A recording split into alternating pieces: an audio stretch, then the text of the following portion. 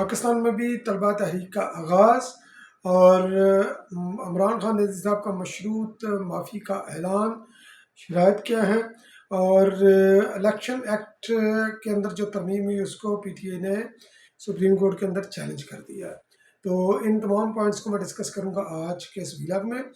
تو سب سے پہلے میں ذکر کرتا ہوں یہ الیکشن ایکٹ کا ہی، اس کے اندر ترمیم ہوئی۔ میں نے اپنے کل کے ویلاگ میں بھی اس کا ذکر کیا تھا کہ یہ صدر صاحب کے دستخط کے بعد یہ ایکٹ آف پارلیمنٹ یہ بن جائے گا، یہ بل بن جائے، یہ بل آ جائے گا، منظور ہو جائے گا، اور اس پر جو ہے نا عمل درآمد کرنا تمام اداروں کی ذمہ داری ہوگی۔ اب چونکہ پی ٹی اے یہ سمجھتی ہے کہ اس بل کے آنے سے وہ متاثر ہوگی، اور یقینی طور پر یہ متاثر ہوگی، کیونکہ جس طرح آؤٹ آف دی وے جا کر عدالتوں نے یہ 8 ججز نے انہوں نے جو ہے نا یہ فیصلہ دیا ان کے حق کے اندر، نظریہ ضرورت کو ایک بار انہوں نے پھر زندہ کیا، انہوں نے مخصوص حالات کے تحت فیصلہ دیا، کانسٹیٹیوشن کے مطابق فیصلہ نہیں دیا، اور بینیفیشری ہمیشہ کی طرف پی ٹی اے ہی رہی۔ تو پی ٹی اے نے چیلنج کر دیا ہے اس ایکٹ کو، جو پارلیمنٹ سے جو منظور ہوا ہے، ترمیم جو منظور ہوئی ہے اس کو سپریم کورٹ کے اندر۔ تو ان کا یہ عمل جو انہوں نے چیلنج کیا ہے، اب یہ امتحان ہے جناب جسٹس منصور علی شاہ صاحب اور جسٹس منیب اختر صاحب، کیونکہ جو پریکٹس اینڈ پروسیجر ایکٹ کے بعد جب یہ نافذ العمل ہوا، جس کو عمر طاہر بندیال صاحب اپنے پورے ٹینیور کے اندر دبا کر انہوں نے رکھا، اور قاضی فائز عیسیٰ صاحب نے آتے ہی سب سے پہلے اس کے اوپر فیصلہ کیا پریکٹس اینڈ پروسیجر ایکٹ کو، تو اس کو تسلیم کیا کہ یہ ایکٹ آف دی پارلیمنٹ ہے، اس کو تسلیم کرنا ہے، اور کوئی بھی سو موٹو یا بینچ بنانے کا اختیار 3 سینئر 3 ججز کو ہوگا۔ تو یہ قاضی فائز عیسیٰ صاحب جسٹس چیف جسٹس صاحب کے بعد یہ 2 سینئر موسٹ جج ہیں، تو جنہوں نے جو ہے نا یہ پی ٹی اے کو جو نشستیں دی گئی تھی، تو اس کے اوپر جو ہے نا انہوں نے حکومت کی اپیل سننے سے معذرت کر دی کہ ہم چھٹیوں پر جا رہے ہیں، ہم ستمبر کے بعد ہی آ کر اس کو سنیں گے، اس سے پہلے ہم نہیں سن سکتے۔ پاکستان پیپلز پارٹی نے بھی اس کے اندر جو ہے نا وہ اپیل دائر کی، تو اس کا بھی خیر یہی نتیجہ ہے۔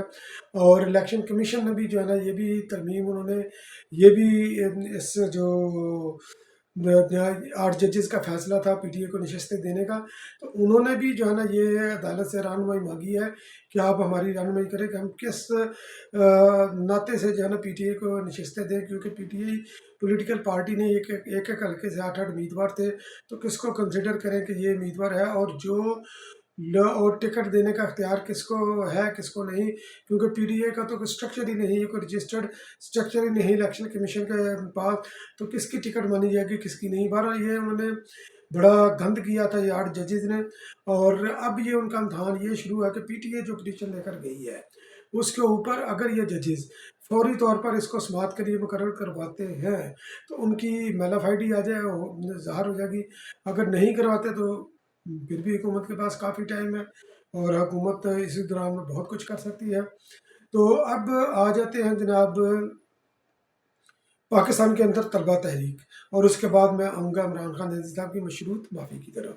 تو بنگلہ دیش کے اندر جو ہوا، اور اس وقت بھی وہ جاری ہے، کیونکہ بنگلہ دیش کے اندر اس وقت حالات جو ہے نا وہ کنٹرول نہیں، کیونکہ یہ جو وہاں پر جو موب تھا، جو طلبہ تھے جو باہر نکلے تھے، مینلی نوجوانی تھے، تو وہ کسی بھی رہنما کے بغیر نکلے تھے، اور وہ جب رہنما کے بغیر تحریکیں چلتی ہیں تو اسی طرح ان کا جو ہے نا ڈیمیج جو ہے نا بہت زیادہ ہوتا ہے۔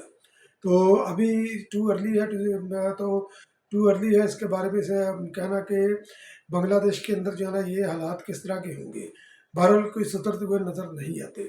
اور پی ٹی اے کا خاصہ ہے کہ وہ پاکستان کے اندر ان کا خاصہ بھی ہے، بلکہ ان کا خواب بھی ہے، اور اگر کچھ لوگ یہ کہتے ہیں کہ پی ٹی اے کسی بیرونی ایجنڈے کے اوپر کام کر رہی ہے پاکستان کے اندر عدم استحکام پیدا کرنے کے لیے، تو یہ کوئی غلط نہیں کو کہے گا، کیونکہ جس ملک کے اندر بھی حالات گڑبڑ ہوتے ہیں پی ٹی اے اس کو آئیڈیالائز کر کے اس کو کہتی ہے یہ حالات پاکستان میں سری لنکا میں ہوئے، میانمار میں ہوئے، افغانستان میں ہوئے، تو جناب انہوں نے وہ پاکستان کے اندر پاکستان کو بینک کرپٹ کرنے کے لیے آئی ایم ایف کو خط لکھا، پاکستان سری لنکا بن جائے گا، اور بھی بہت کچھ اسی طرح.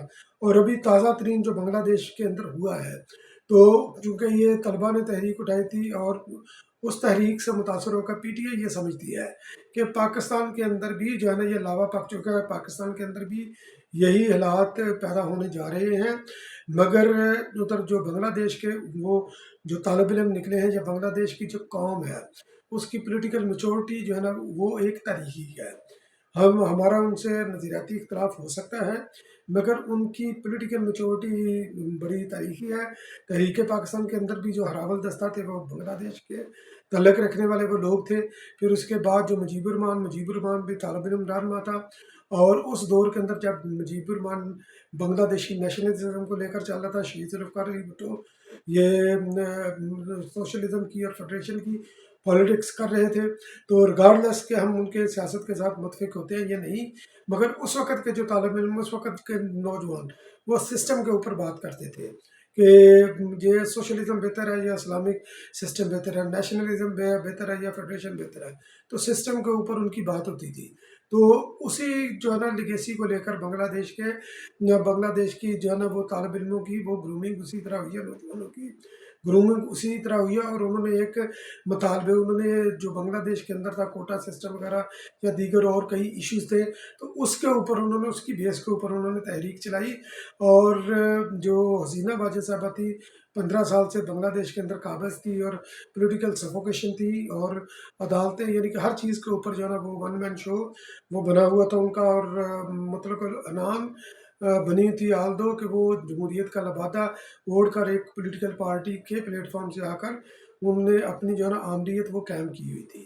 تو لوگ تنگ تھے، حالانکہ بنگلہ دیش کے اندر پراسپیرٹی بھی بہت تھی، ان کا گروتھ ریٹ بھی بڑا تھا، جس کی مثال ہم پاکستان کے اندر بھی دیتے رہتے ہیں. تو وہ تحریک اس بیس پر تھی. جبکہ عمران خان عزیز صاحب کو آپ دیکھیں تو انہوں نے جو اپنے جو لوگوں کو یہ شعور دیا، انہوں نے شعور یہ سسٹم کے اوپر شعور نہیں دیا. انہوں نے شعور یہ دیا کہ جناب جو ہے نا فلاں چور ہے، فلاں ڈاکو ہے، فلاں کرپٹ ہے، میں ٹھیک ہوں، میں فرشتہ ہوں.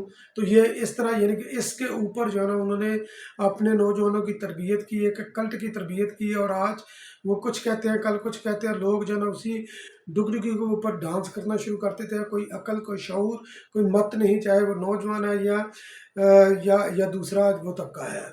تو بنگلہ دیش کے اندر جو ہے نا یہ ماحول وہ ڈفرینٹ تھا.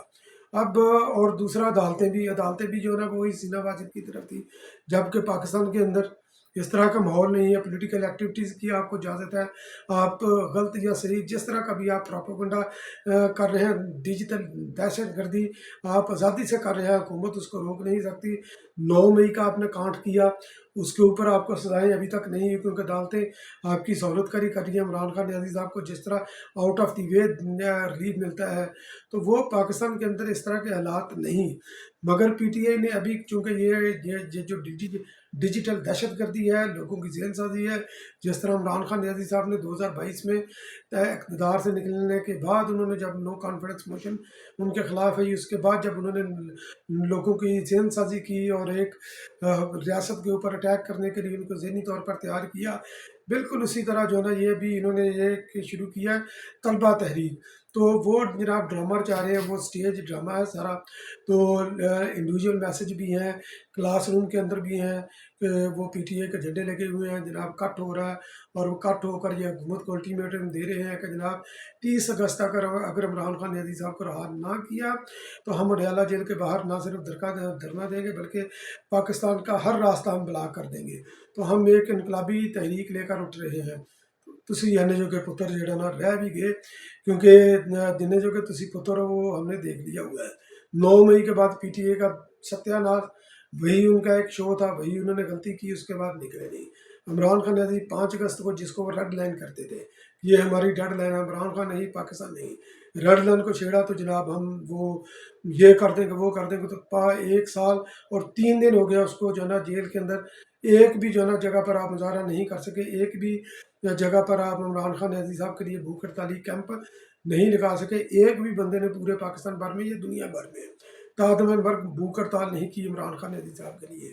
تو آپ تحریک کیا چلائیں گے؟ آپ چوری کھانے والے مجنون، خون دینے والے مجنون نہیں ہیں. تو اب پی ٹی آئی کی طرف آ جاتے ہیں عمران خان نیازی صاحب کی طرف.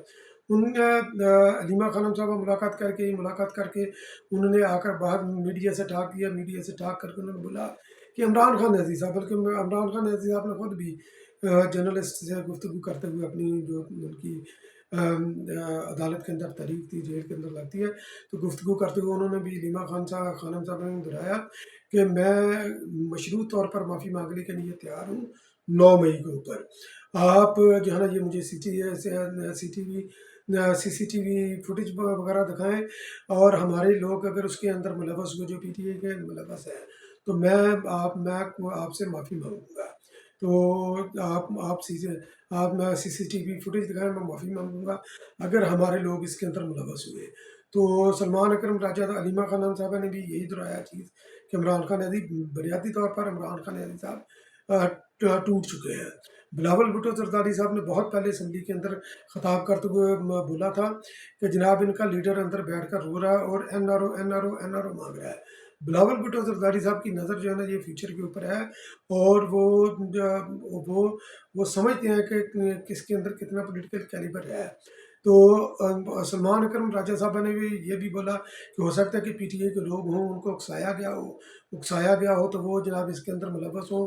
عدالت نے جو 8 کو عمران خان نیازی صاحب جو گرفتار ہوئے تھے تو 8 مئی کو، تو عدالت نے جو بدیال کورٹ تھی انہوں نے بولا کہ عمران خان نیازی صاحب تو جیل کے اندر تھے، عمران خان نیازی صاحب کا اس کا ہاتھ نہیں. حالانکہ عمران خان نیازی صاحب نے خود تسلیم کیا 9 تاریخ کو، جب یہ 9 یا 8 کو گرفتار ہوئے تو اس وقت جب ان کی بیل کے لیے جائے اس وقت بھی انہوں نے بولا کہ اگر رینجر مجھے گرفتار کرے گی تو احتجاج جو ہے جی ایچ کیو پر ہوگا. متعدد بار ان کے ہر رہنما کہتا رہا کہ جی ایچ کیو اور باقی تمام فوجی تنصیبات کے اوپر جو ہے نا حملے کے اندر اہم ملوث ہے. سی ٹی وی کی فوٹیج کی ضرورت اس وقت پڑتی ہے جب آپ کے لوگوں نے خود جو ہے نا ویڈیو بیان ریکارڈ نہ کروائے ہوں. آپ جناب جو ہے نا یہ دیکھ لیں، اس کا علی مین گنڈا پور کا دیکھ لیں، عالیہ حمزہ کا دیکھ لیں، فلک جوید کا دیکھ لیں. گالیاں نکال کر کہہ رہی ہے کہ ہم نے تمہیں منع کیا تھا کہ تم عمران خان نیازی صاحب پر ہاتھ نہ ڈالو، اب ہم کور کمانڈر ہاؤس پر جائیں گے، اب تمہاری ماں پتہ نہیں کیا کیا گالیاں نکال کر.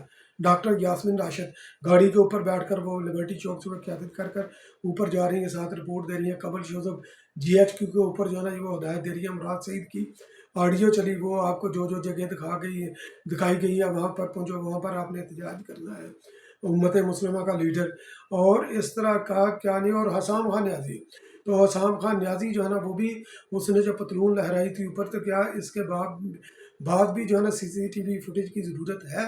اور عمران خان نیازی صاحب اپنی گردن بچانے کے لیے انہوں نے بولا کہ آپ مجھے یہ ثابت کر دیں کہ ہمارے لوگ ملوث تھے تو میں ان کو آپ کے حوالے بھی کروں گا، ان کو پارٹی سے بھی نکالوں گا، آپ ان کو سزا دیں، مجھے اعتراض نہیں ہوگا.